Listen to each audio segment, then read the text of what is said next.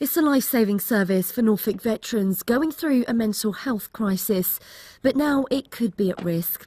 This car, one of two run by the Walnut Tree Project, provides an out-of-hours service to give ex-service personnel face-to-face support during the night, regardless of where they live in the county. But because of increase in demand and a lack of funding, the Veterans Response Partnership, which says it saved the lives of 12 people so far, could be cut.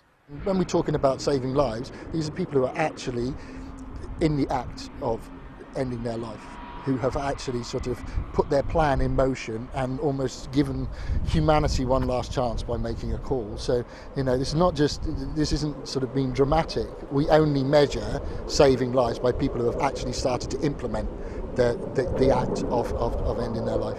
The Walnut Tree Project operates from the Norfolk Community Hub and has helped almost 300 veterans and their families since it was launched 3 years ago.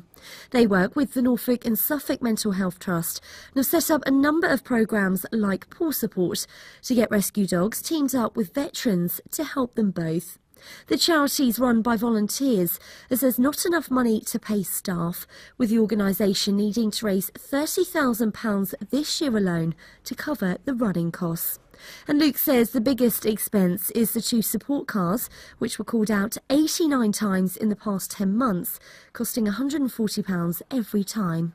For people in mental health distress, A&E can be really upsetting.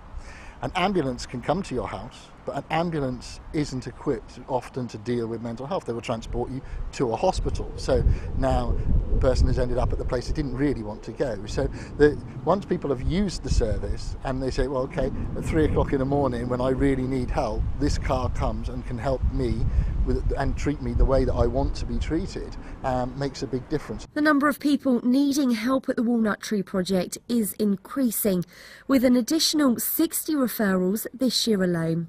And if more funding doesn't come through, one of the cars could be taken off the road as soon as October.